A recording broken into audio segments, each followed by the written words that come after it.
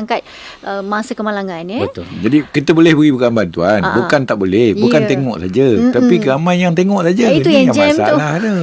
Saya. Baik, terima kasih Double DA atas pencerahan yang sangat bagus tu. Okey, kalau boleh anda kongsikan lagi soalan tentang kemalangan, berkaitan dengan kemalangan jalan raya ni, apa nak buat? Okey, kita ada pakar perubatan yang boleh tolong jawab soalan anda.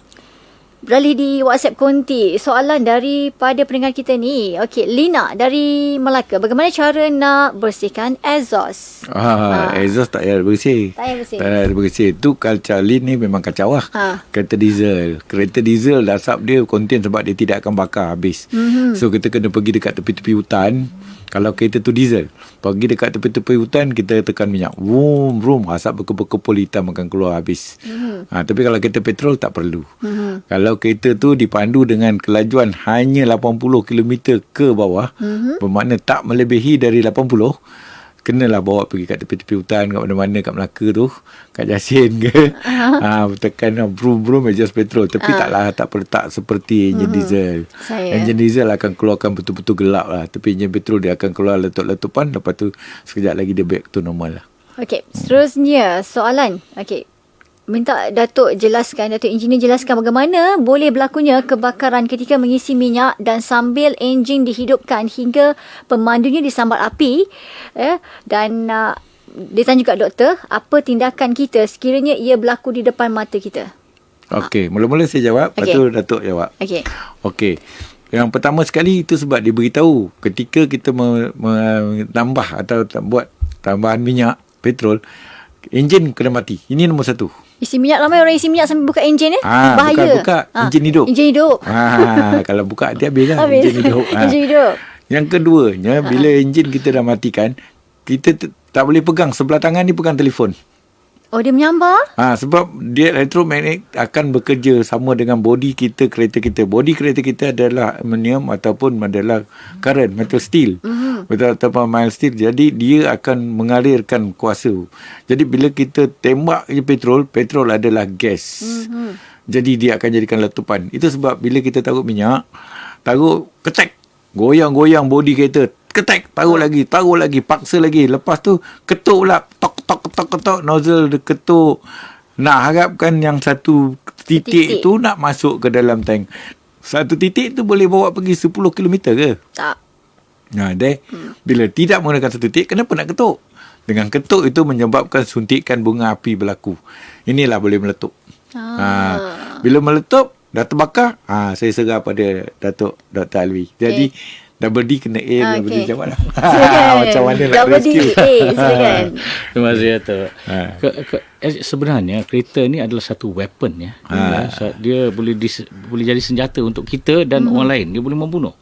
Ya, kalau kita tak ikut aspek-aspek keselamatan seperti yang disyorkan oleh pembuat kereta tu, satu. Betul. Kedua, perundangan yang sedia ada ya, Jabatan JPA semua kan, kita kena ikut aspek-aspek keselamatan. Ketiga, aspek-aspek keselamatan yang diminta oleh stesen yang memberi perkhidmatan tu. Mereka telah mempaparkan maklumat-maklumat tentang apa sepatutnya mereka buat ya semasa ataupun sebelum mereka mengisikan minyak. Betul. So 3 benda ni.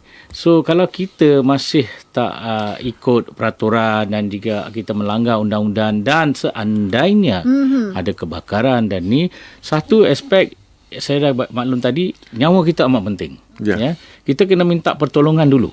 Ya. Dan kedua, bila kita minta tolong, orang dengar. Pasal kita pergi stesen ni 24 jam ya, pagi, petang, malam kan. So kadang-kadang malam ada satu orang yang menjaga. So stesen-stesen minyak ni, dia orang ada first responder yang dilatih oleh mereka. Mereka tahu apa nak buat. Tetapi di antara petrokimia ni, hydrocarbon komponen ni, dengan kita dengan penggunaan kita dengan telefon ke apa-apa, kemalangan tu kebakaran tu cepat akan berlaku. Mudah dan cepat. So nak minta tolong pun kadang-kadang kita tak sempat. Dia dah sambar. Dah sambar. Pasal gas. Pasal gas. So kita kena pastikan keselamatan tu kita ikut. Kalau ada anak-anak kita dalam tu, anak-anak kita pun sometimes kan ada telefon semua, kita pun tak nampak. Dia orang main dengan telefon, this everything, dia can throw signal. So kita kena pastikan aspek-aspek keselamatan tu kita maklum pada anak-anak kita, termasuk safety apa tu dalam yang duduk kat apa tu kerusi safety. Ke anak-anak besar tu yang main dengan handphone atau apa-apa kimian. Kadang-kadang kita gunakan spray dalam Betul. spray dalam kereta, spray apa-apa tu boleh mudah terbakar. Itu paling pantas. So benda-benda aspek ni, barang-barang ni yang tak ada keperluan dalam ini, kita pastikan tak ada. So bila berlaku kebakaran, kita kena jauhkan daripada bahaya tu. Kita kena lari minta tolong, dan harta benda kita boleh beli kereta yang baru kemudian. Tetapi nyawa, kalau terbakar, cadangan saya lah ya. Kalau terkena sambaran api ke apa, jauh daripada tempat tu, kena golek atas lantai lah dan minta tolong. Dan mereka-mereka yang first responder yang dilatih oleh stesen tu, mereka tahu apa nak buat. Mungkin dia orang akan basah ataupun dia ada spray, pemadam api, fire extinguisher lepas tu panggil 999 ambulance dan ambulance datang lah. So tapi kesemua stakeholders yang memberikan perkhidmatan bahan api ni, mereka telah dilatih first responder dia ataupun mereka-mereka ni tahu apa nak buat. Itu sebabnya betul yang Dr. Alwi kata tadi, supaya kita menaruh minyak tu ikut SOP. SOP tu dah ada. Mati enjin mati lah, tak rugi pun. Dan kita taruh minyak, kereta tak boleh start. Dan paling bagus sekali ketika menambah minyak, kalau boleh berseorangan lah. Jadi kalau ada orang kat dalam, kita tak tahu apa dia sedang lakukan. Enjin lagi hidup, masuk gear pula, letak dekat N, paling bahaya. Sebab N nak pergi kepada D cukup main mudah. Anak-anak kecil kadang-kadang dia tak faham. Dia tertarik dan kereta bergerak sendiri. Ini yang akan menempah ke kemalangan yang paling mudah.